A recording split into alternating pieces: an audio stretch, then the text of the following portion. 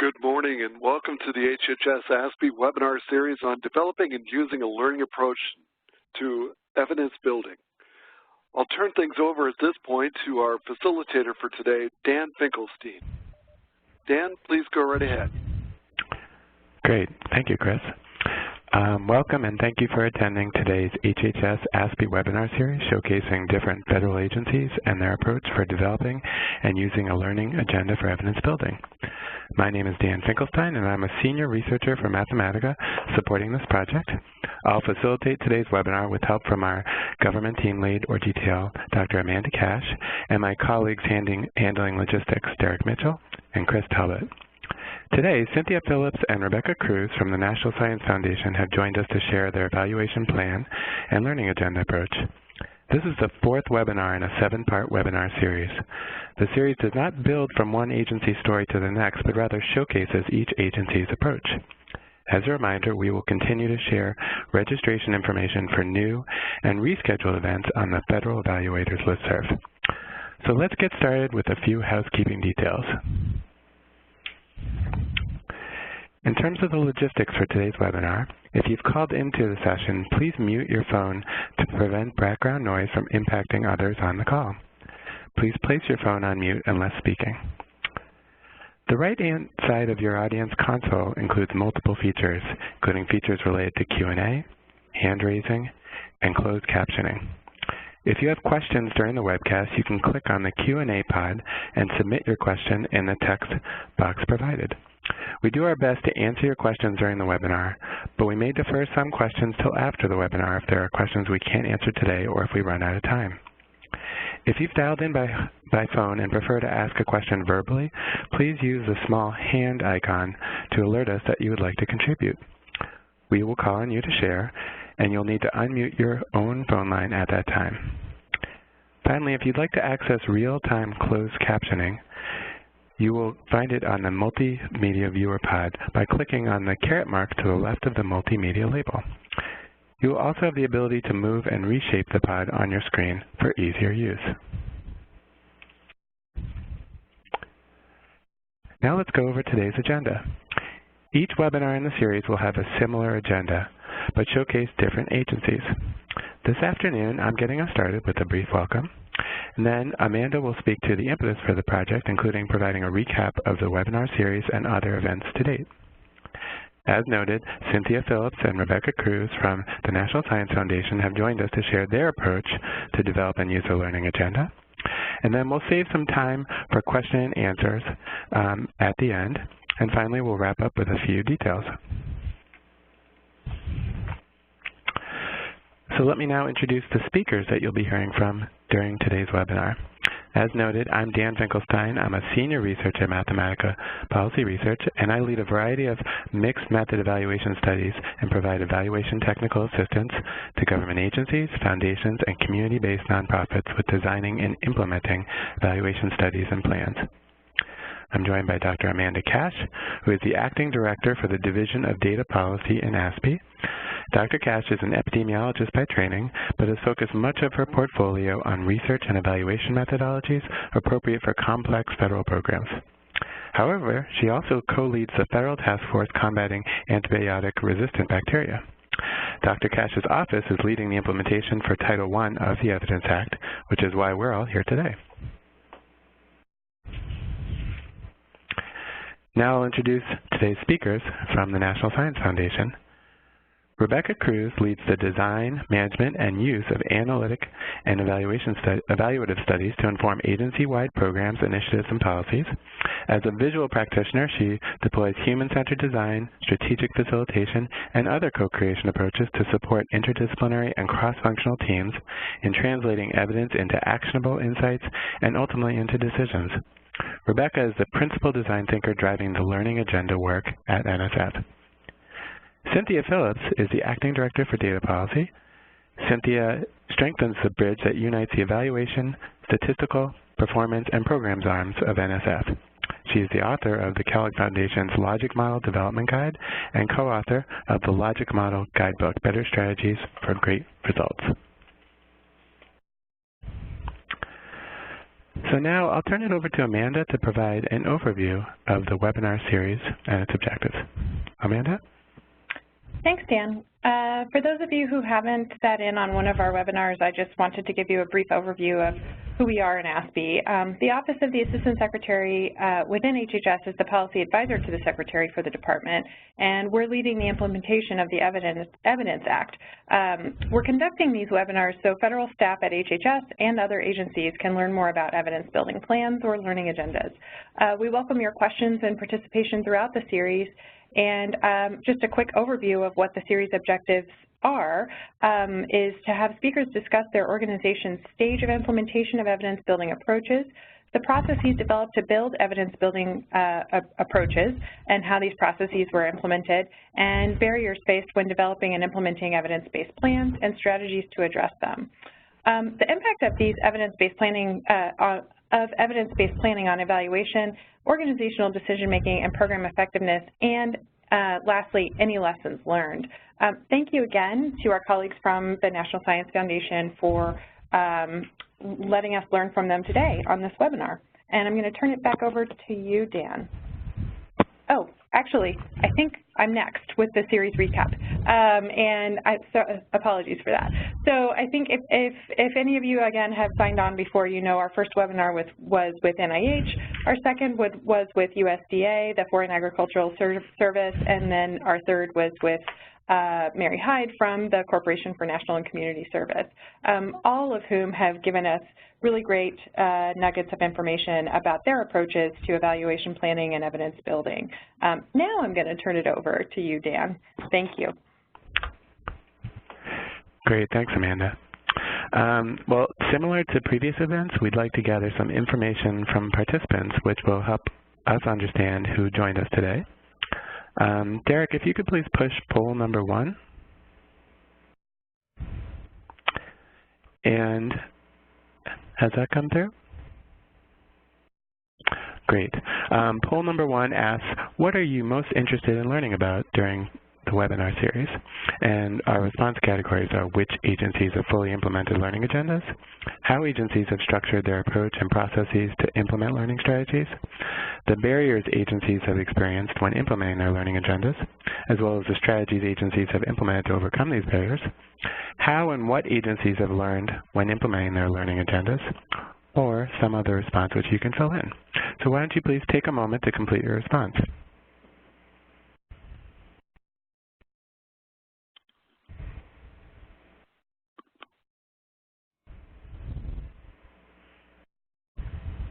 Dan, it does look like we're having some great results coming in. We have answers covering all of the responses available, but 87% of our group today is indicating that they're interested in how agencies have structured their approach to process to implement learning strategies. And we also have about 60% of our audience that is really interested in the barriers that have been experienced and how they get past them. Okay, great. Thanks for sharing that, Chris.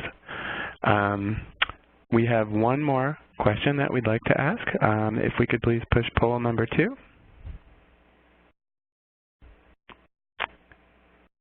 And with poll number 2, we ask you, at what stage is your agency in implementing a learning agenda to evidence building? And for this, the response categories are fully implemented and operational, fully implemented, in the process of implementing, planning to implement, or some other response which you can provide. So if you could please take a moment to complete this response as well.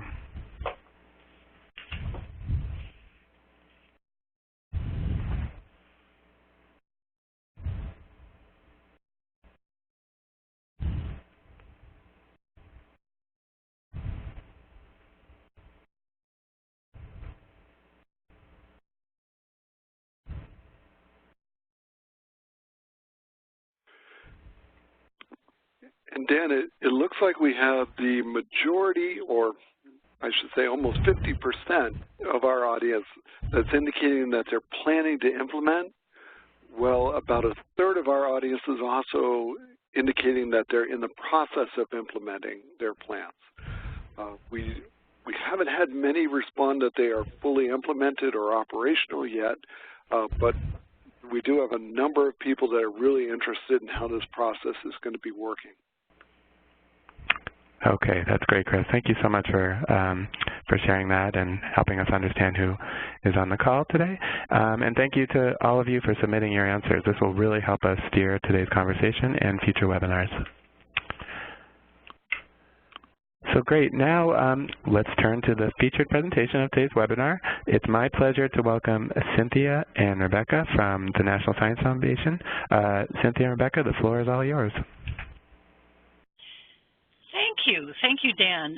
If we could advance to the National Science Foundation's history wall. And before I share a little bit about the National Science Foundation, I'd like to have just one more poll.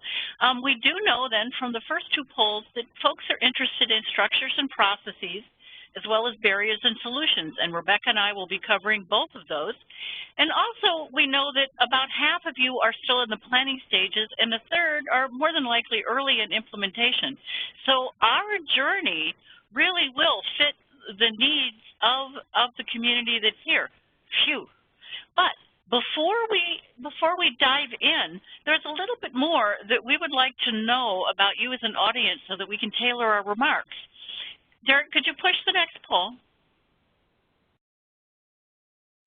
So one of the things that we really would like to better understand is your primary role in implementing the Evidence Act and your role in the generation or use of evidence.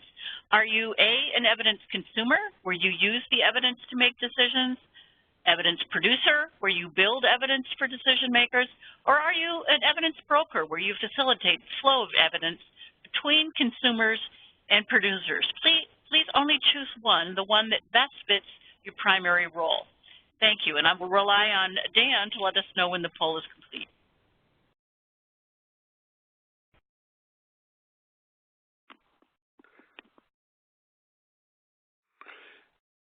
And Cynthia, it does look like we've got a little over half of our audience that have been able to complete the poll so far, but the majority of the focus is that they are evidence producers. We also have we have a number of people as well that are in the evidence broker role, but not many that are listed as evidence consumers. Okay, that really helps. Thank you so much. Next slide, please.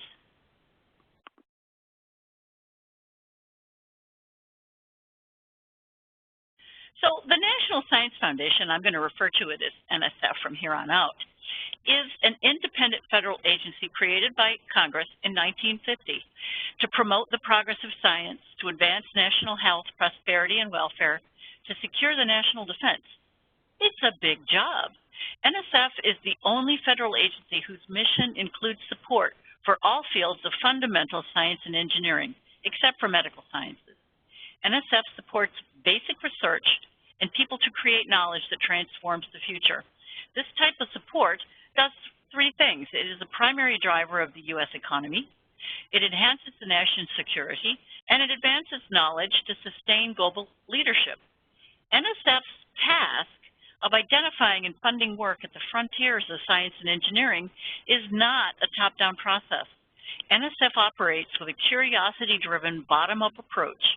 We keep close track of research around the United States and the world and maintain constant contact with the research community to identify the ever-moving horizons of inquiry, and we monitor which areas are most likely to result in the spectacular progress, choosing the most promising people to conduct the research. These are not easy things to evaluate, and this bottom-up approach frames how Rebecca and I have approached leading the agency's journey towards developing learning agendas and complementary evidence plans. Next slide, please. In terms of our agency profile, our leadership has two major components: a director who oversees NSF staff and management, responsible for program creation and administration, merit review, planning, budget, and day-to-day operations. And we have a 24-member National Science Board of eminent individuals that meet 6 times a year to establish the overall policies for the foundation. At present, we have a total workforce of about 2,100 at our Alexandria, Virginia headquarters.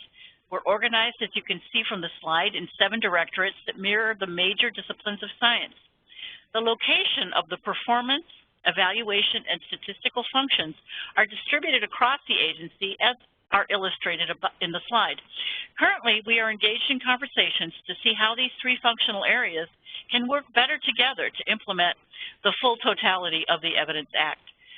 The Evaluation and Assessment Capability section, which is where Rebecca and I are housed, is located in the Office of Integrative Activities, which we lovingly refer to as the Skunk Works of NSF. Different from most evaluation units, we report to the director, which gives us more leverage in influencing policy. Next slide, please. We posit that most agencies, including ours, are facing a similar challenge, the Evidence Act. We can generate evidence and do everything the unfunded mandate requires of us, but it just might not automatically lead to the better decisions and better government programs that is intended. This is where evaluation, performance, statistical, analytic, and information technology functions can add tremendous value to the implementation of the Evidence Act.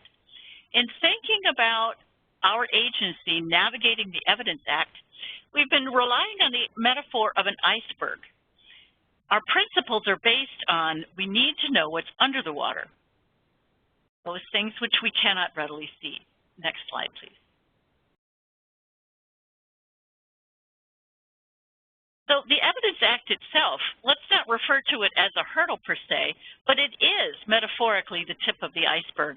The Evidence Act was very explicit and creates urgency to improve the inputs of data quality, access, privacy, confidentiality, and the others. But it seems that many of us are totally geeked out and hyper-focused on the data. The statistical agencies are drooling, and the chief evaluation officers among us had better get cracking, because we know as evaluators that it is more than the data. The planned collection and analysis of data may not be sufficient to get the informed decisions and actions that we desire. The next slide, please. What we realized early on is that there needs to also be, in addition to high-quality data and action-oriented analyses and reporting, is that there needs to be time and process devoted to reflection in the development of insight among the decision makers, and there also needs to be the willingness and ability to change. We knew that we had to tackle these 2 elements of culture first in order to benefit from the recommendations in the Evidence Act. Next slide, please. Our third principle is that it's important for the learning agendas at NSF to support high visibility, high priority work. The National Science Foundation's EAC, we exist to strengthen agency-wide evidence use for policy and program improvement. So we wanted to start work on our learning agendas where it would have the best traction. It made sense for us to strategically align NSF's first learning agenda activities with highly visible agency-wide priorities, such as the Nsf Big Ideas that are displayed on the slide. Our 10 big ideas for future investment are emerging, long-term research agendas that require multidisciplinary or multi-sector collaboration. We're currently working with 4 of these 10 big ideas that we're ready to benefit, and for which a learning agenda could add value by supporting their strategic design, development, and implementation early on. In addition, programs in their infancy, strategies being developed and tweaked in time, it's here that we found the rich learning environment and learners with an appetite for real-time data to inform their decisions with immediate feedback. If you could see me, I would be winking. Wink, wink. It has to be safe to learn for all of this to work. Next slide, please. We also learned that we have to know where we are and start there. Envision the triangle in the center of this cartoon. We have the EAC, the National Center for Science and Engineering Statistics, and our performance offices, all of which to date have mostly carried out their contribution to the mission in relative isolation. Rebecca's and my aha was that to achieve the promise of learning agendas, we needed to connect the dots and unite these three distinct functions to surveil and navigate around our virtual iceberg. And we're doing that under the banner of evidence generation and use.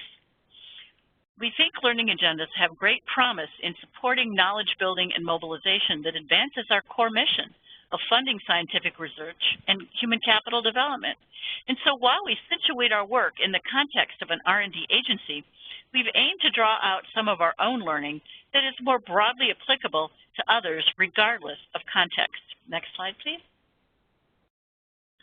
Our final principle that sets the stage for the work that we've actually done is recognizing that organizational learning is inherently a human endeavor. We've been making new contributions to the learning agenda concept by incorporating human-centered design and design thinking.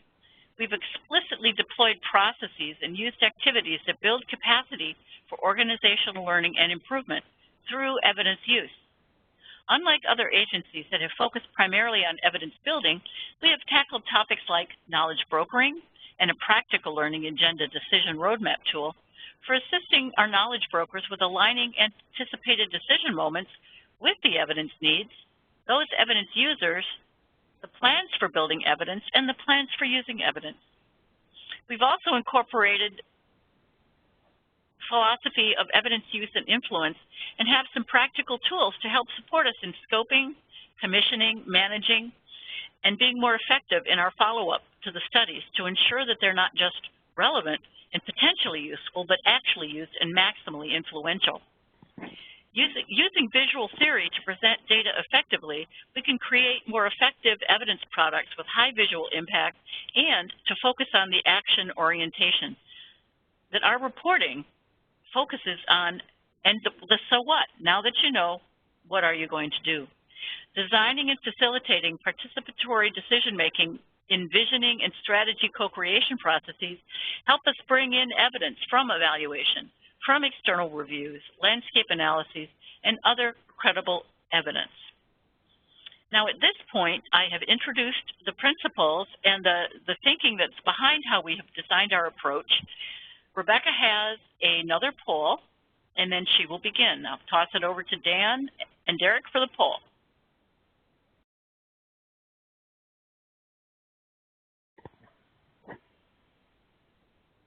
Hi, everybody. This is Rebecca.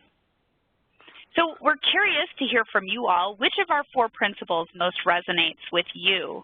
The 4 principles that Cynthia presented were focus on building and use, select high visibility, high priority, start where you are, and put people at the center. Go ahead and take the time now to enter your choice.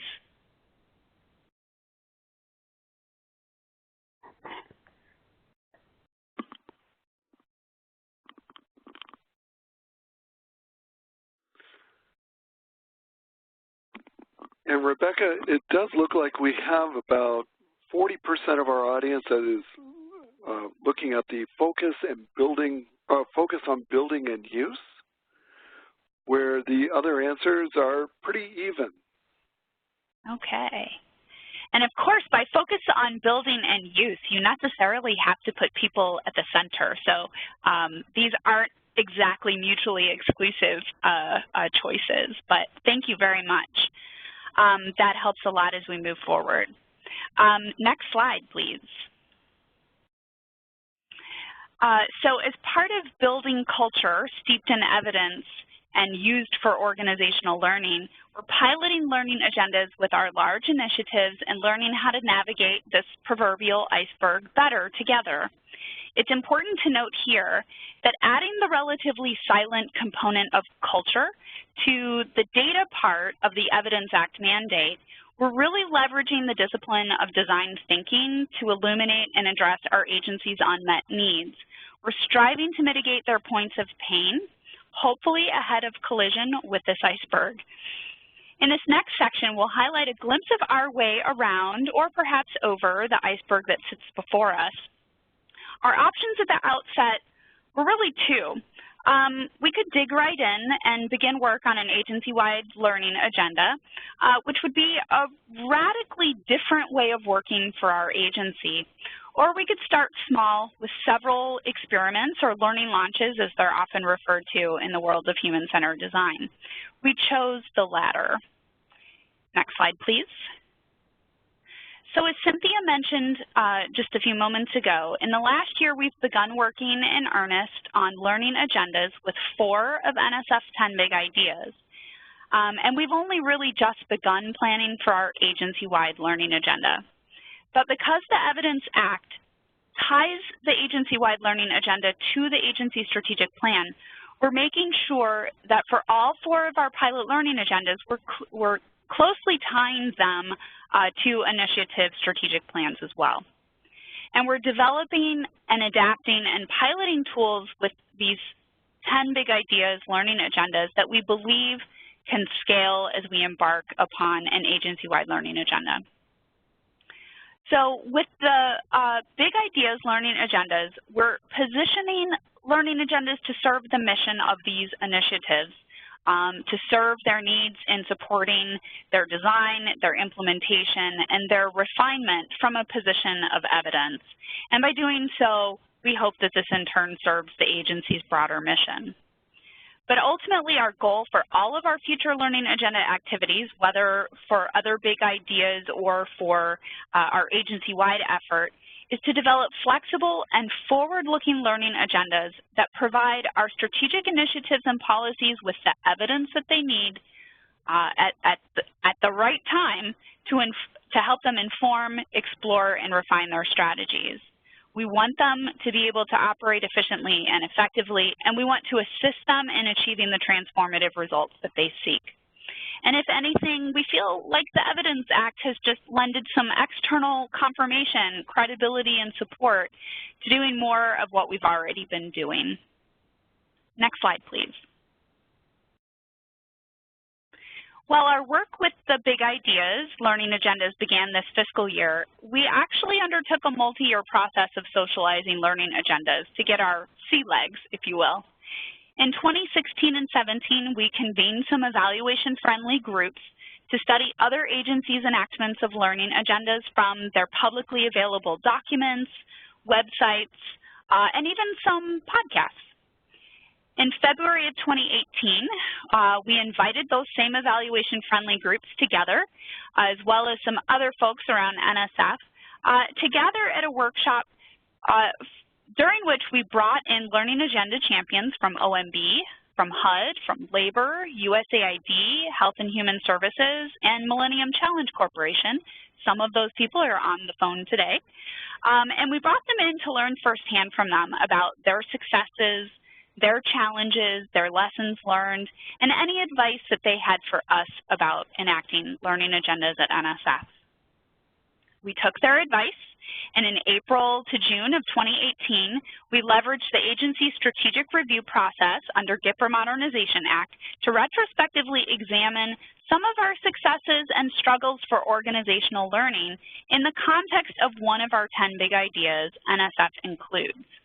We used that strategic review as an opportunity to kick the tire on some new processes and tools that we could use in our future enactments of learning agendas. And many of these processes and tools came specifically from the human-centered design and strategic facilitation domains.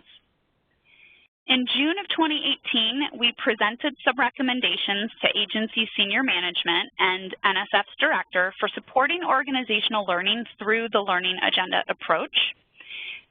She invited us, and we accepted and presented in July 2018 to the National Science Board about NSF's future enactment of learning agendas.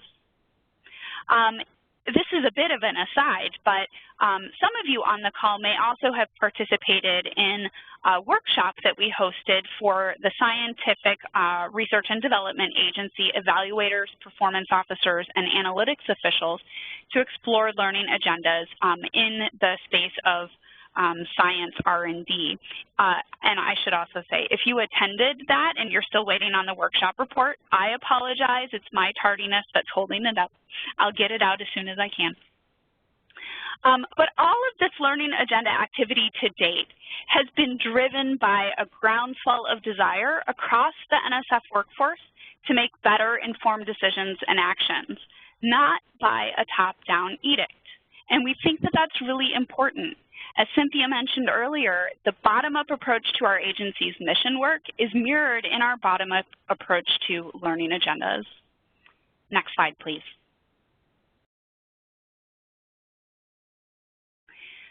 So while the content of our 4 Big Ideas learning agendas will vary, we are using similar processes and tools for developing their learning agendas. And notice I say developing their learning agendas. We don't have our first learning agenda yet put to pen and paper. We are still in progress, but I think this will give you a better sense of where we're at. So first, we've been supporting teams in their strategy development and refinement as needed. Some need more support than others. For the support, we draw very heavily from strategic facilitation disciplines. We support participatory and co-creation strategy development processes. We have them consider where they've been, where they are now, where they want to go, how will they get there, and drawing in evidence at each point of those process so that even the process of strategy development and refinement is driven by evidence. Once teams have their high-level vision and a strong set of steps for achieving it, we then engage teams in interactive sessions to articulate more detailed theories of change and also to map out what we call a decision roadmap. Typically, the decision roadmap has a one-year perspective in mind, or prospectus in mind, and it connects anticipated milestones over the next fiscal year to decision moments where evidence would be most useful. And then once we have those decision moments, we have them consider specifically the evidence needs or questions, the evidence users that need those questions answered, evidence building plans for how they're going to collect that evidence, and then evidence use plans for how the evidence will be disseminated, distributed, and ultimately used. And we align all of those back to the decision moments. We then engage groups in multiple forms of question storming. We press initiative staff and their leaders in particular to interrogate their initiative's theories of change. And we draw in the questions that emerge from their short-term decision roadmaps. Thus far, we've also used a combination of different question storming techniques and templates coming from game storming and the facilitation discipline. We have used ground rules. We have used things called pollination walls. We've had them apply priority criteria, and more recently we've started using feedback forms for supporting question identification and prioritization. So we use a lot of different tools and strategies for understanding what their priority evidence needs are. And we're now beginning to assist teams in also considering what they know and what are the gaps in what they know, especially in relation to the underpinnings of their articulated theories of change. These landscape analyses, as we call them, can be helpful for several reasons. They can help us to prioritize or deprioritize possible learning agenda questions. But these landscape analyses can also help us ask some of our more important learning agenda questions, especially in relation to strategy development. Our next steps that are on the horizon are to create a study option menu, one that is particularly right-sized for our staffing and our resource constraints in our office, as well as considering the other evaluative capacity across the agency. And to improve our own efficiency and effectiveness as an office, we're thinking about using key question typologies to drive a feasible set of study designs and method menu options. And we really hope to have our first learning agendas drafted either late in FY19 or in the first quarter of FY20. Next slide, please.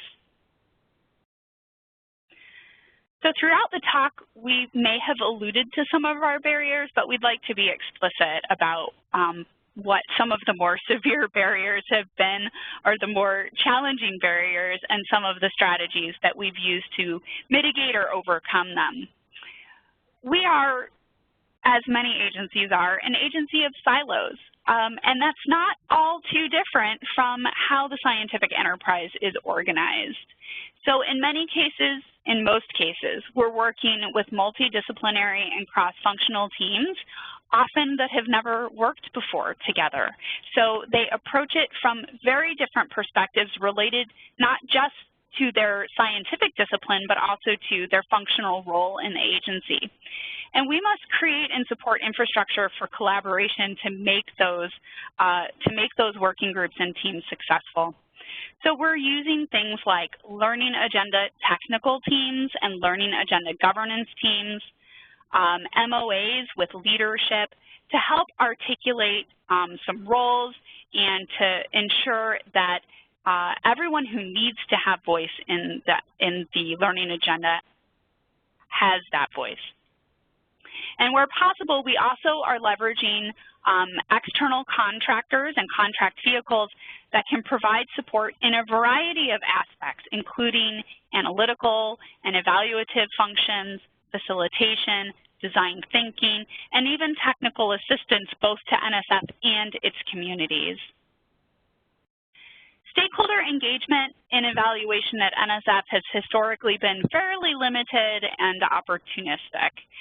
So engaging a broader set of stakeholders in identifying and prioritizing questions of interest is definitely a new behavior for us, as is engaging stakeholders really across the evaluative study cycle or the learning agenda cycle. So there are culture and policy issues that we have to navigate related to getting feedback from and disseminating our learning agenda products to both internal and external stakeholders. And even within the agency, we found that we need to deploy new strategies and tools for optimizing stakeholder engagement across the learning agenda steps to ensure that evidence will ultimately be used and maximally influential. Finally, we surmise that learning agendas in support of basic science research is not a straightforward translation of the learning agenda work that has happened thus far in some of the more human and social service domains. We've experienced that there's some confusions about how learning agendas relate to research agendas. Are they a replacement or not? We've also entertained questions about, are learning agendas the same as individual development plans, and folks not seeing the difference between individual learning and organizational learning. Going back to the scientific R&D aspect, though, there's really no collective understanding or adopted set of best practices across the federal scientific agencies for evaluation, and nor is there really this collective sense of how we could or whether we could use evidence more effectively to alter our strategic foci or our funding requirements, our investments themselves or our management of those investments to encourage either more rapid or less expensive or more impactful scientific research. We've noted that many of the other agencies in the human and social services side do include a lot of questions in their learning agendas that are answered by policy analyses and cost effectiveness studies and rigorous impact studies. And a challenging aspect of scientific R&D is that our impacts have such long event horizons that doing those kinds of studies alone really don't help us understand how we can do our work better and how we can make it more impactful and effective. So we've had to necessarily focus on asking questions about the things that we can control as an agency, and thankfully, this has created a more hospitable learning environment. Next slide, please. And so continuing this notion of hospitable learning environments, We do think that one of the greatest impacts that learning agendas will have on the agency is in the realm of organizational learning. We do think that they have the potential to change not just our approach to evidence building and use, but also changing the focus of that evidence building and use. A key impact that we expect and that we're already starting to realize is that by asking and answering more and different questions, we're supporting organizational double loop learning. In our work, we've already witnessed firsthand that learning agenda activities are changing the questions that we're asking as well as people's attitudes towards the questions that they're asking. The learning agendas themselves are encouraging us to ask a broader spectrum of questions that move us beyond single loop learning, testing the relationships between strategy and results, and moving into double loop learning that really looks at questioning the strategies themselves that we're deploying. And the learning agendas are not forcing us to be more cognizant of who needs answers to these questions, but in the way that we have structured our work with teams, it's certainly coming out that we want to be very clear, not just about what the questions are that we need answered, but for what purposes, on what timelines, and what we intend to do with those answers. In our early question storming with our Big Ideas stakeholders, we are finding that they are asking questions they have never asked before in regard to evaluative inquiry. So they're asking questions about relevance and about risk. They're asking questions about design and implementation, about what we're learning and the value of our investments, as well as the costliness and sustainability.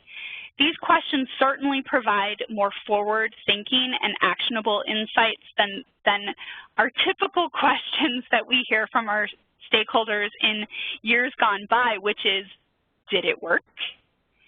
And so these new kinds of questions also mean that we're able to deploy a broader range of data and methods and evaluative inquiry designs than what we've done in the past, which is a predominance of retrospective summative evaluations, whether they were warranted or not. And so we anticipate more evaluability assessments, feasibility studies, systematic reviews, exploratory analytic studies, developmental evaluations, and in some cases where strategy transcends some of our programmatic investment boundaries, also using cluster or thematic evaluations. So just as Cynthia pointed out with the iceberg metaphor, it's not the data per se that adds value, but their ability to tighten the feedback loop that allows problem solving to broadcast, receive, refine, and adapt solutions on an ongoing basis. Next slide, please.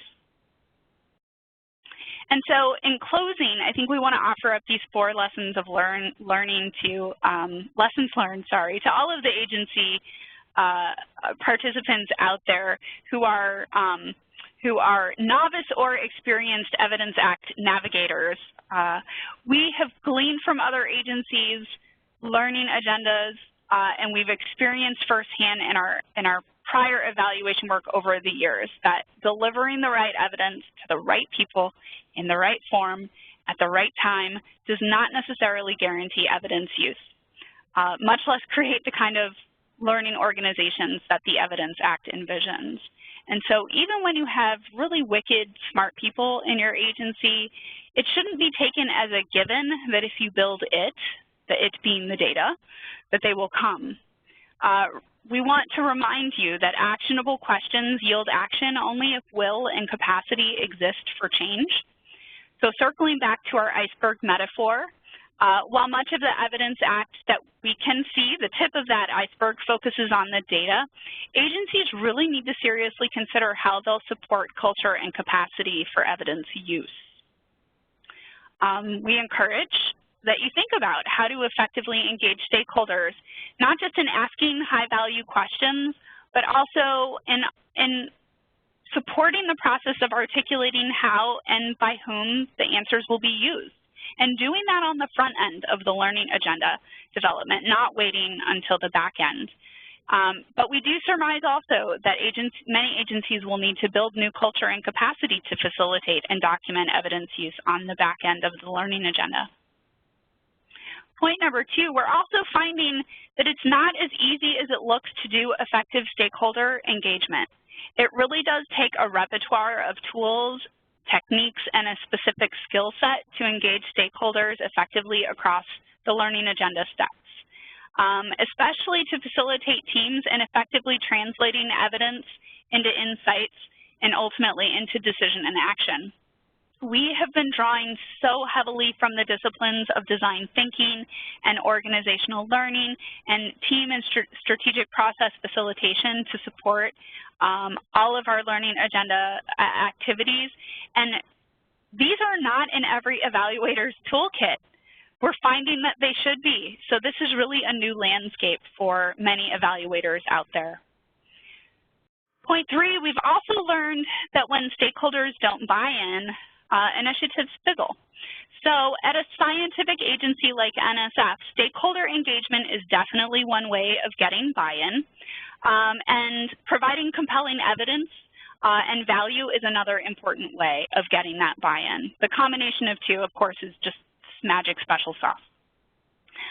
But strategically coupling our learning agendas with initiatives that people care about and then demonstrating the value of evidence in supporting strategy development and refinement has really helped us to chart a course that ensures learning agendas can become a part of the fabric of NSF's culture and practice.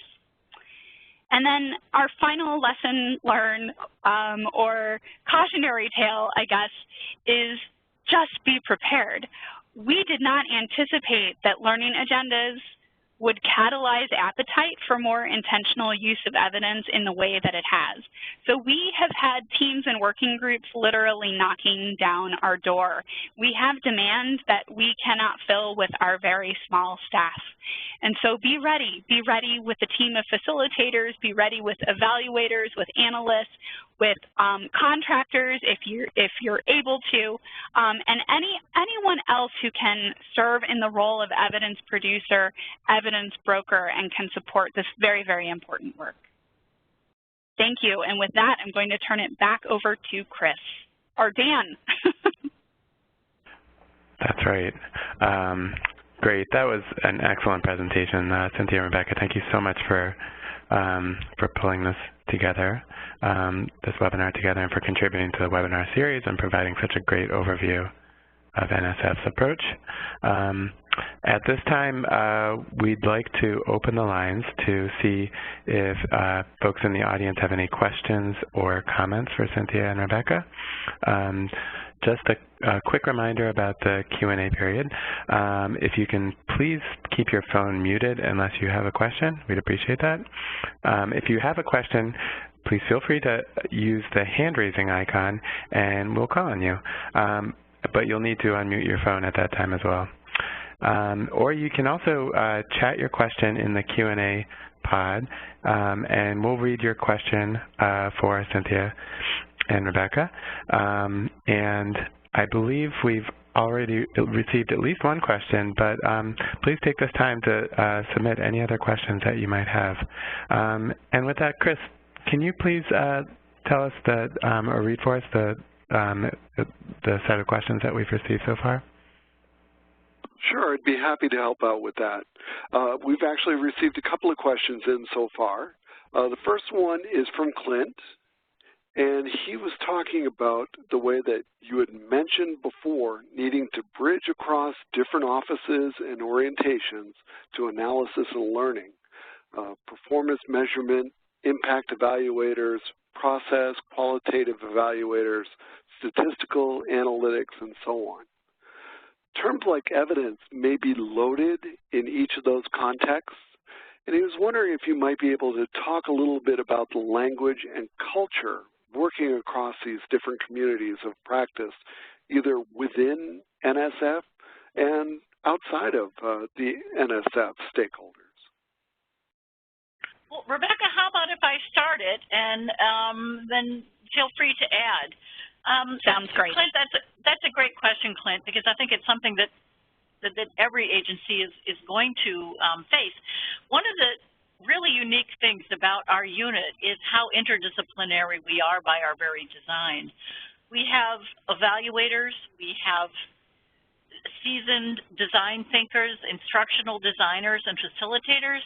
We have computer scientists, we have 2 mathematical and survey development statisticians, and we're closely integrated through many of our processes with folks who are in the performance unit and through our participation in the strategic reviews over the years. So we have a strong functional relationship with the currently siloed areas within the agency, and we've begun the conversations across our CXOs to figure out how will we row in this boat together.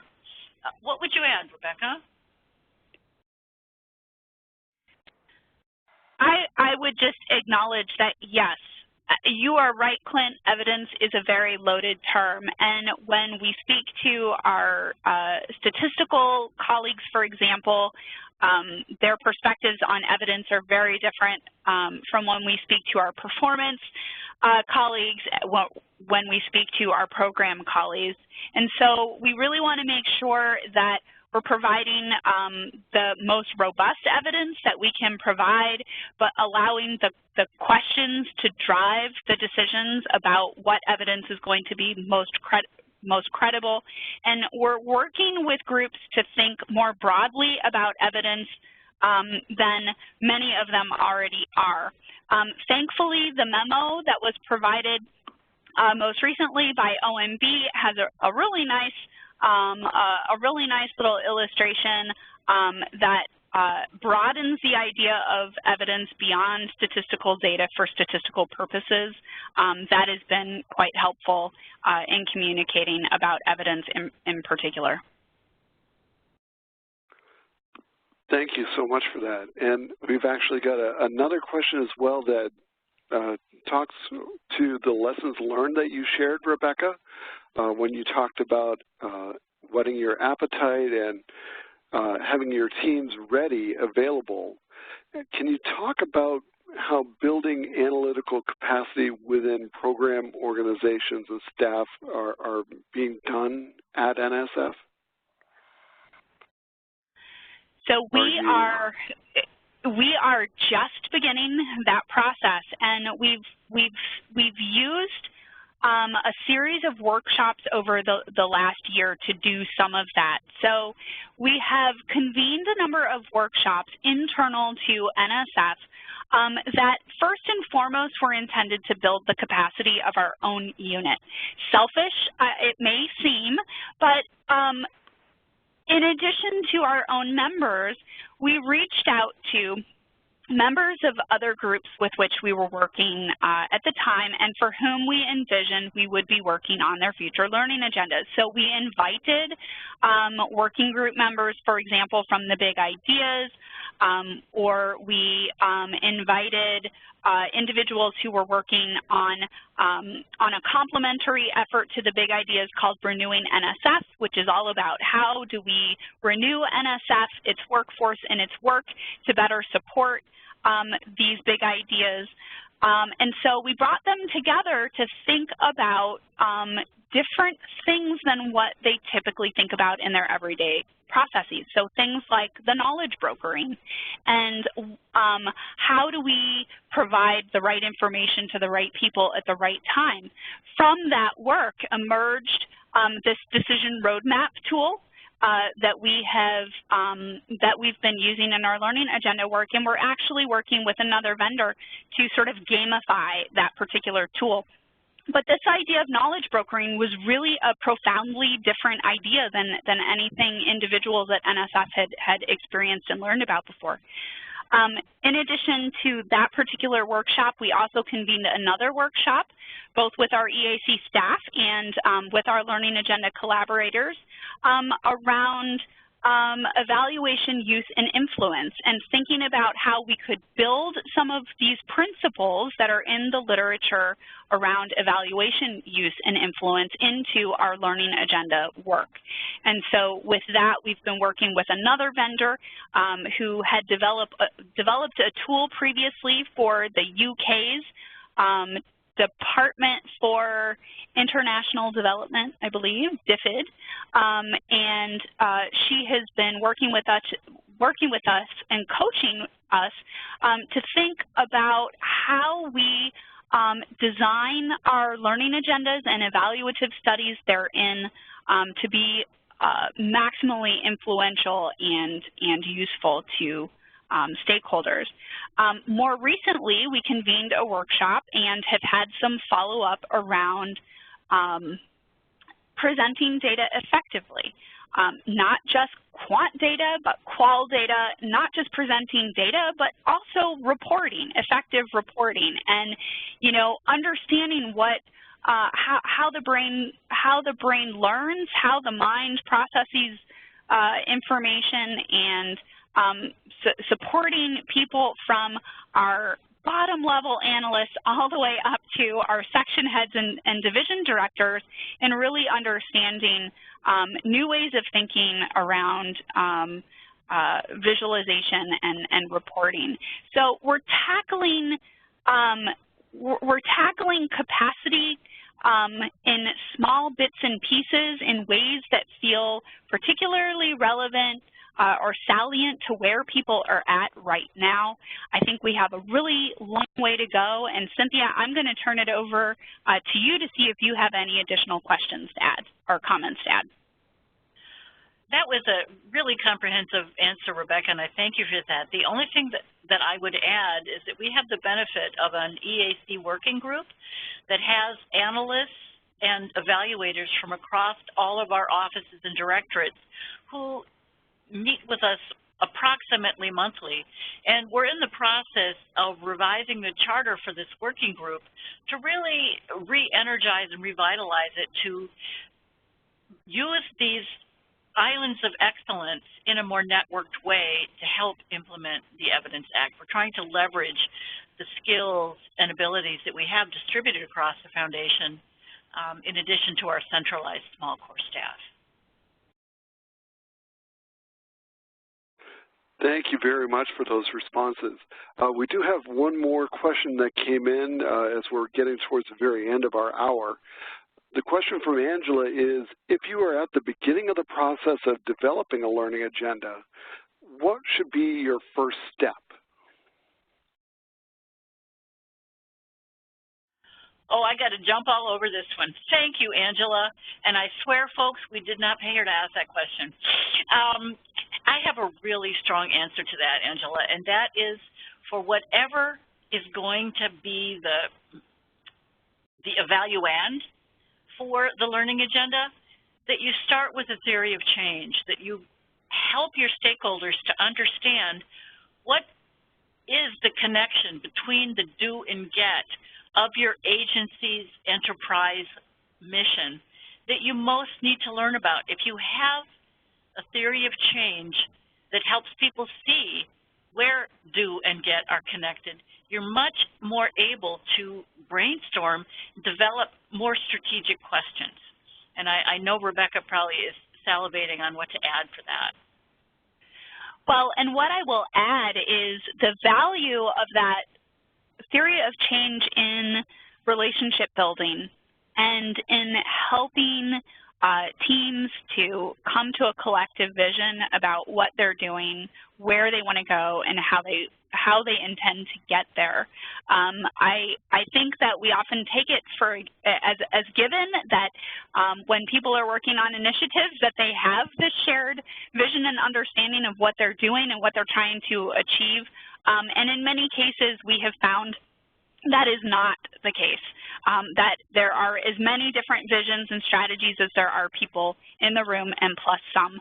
And so it goes a long way to bring people together, to have these participatory and these co-creation opportunities to to bring people together, to get buy-in, and ultimately to commit to a shared vision and strategy. Okay, great. Cynthia and Rebecca, thank you so much for taking the time to present today's webinar and to answer those questions. We're just going to wrap it up very quickly because it's at the top of the hour. We just wanted to let you know that today's materials will soon be posted on the Mathematica website and shared through other internal communication channels. You'll find registration links in the flyer that was circulated through the Federal Evaluators Listserv and other internal communication channels. And Chris is also pushing those registration links through the chat. Just to let you know about upcoming webinars, on August 13th, Brittany Borg with the Small Business Administration will be presenting, and on August 28th, Emily Schmidt with the HHS's Administration for Children and Families will be presenting.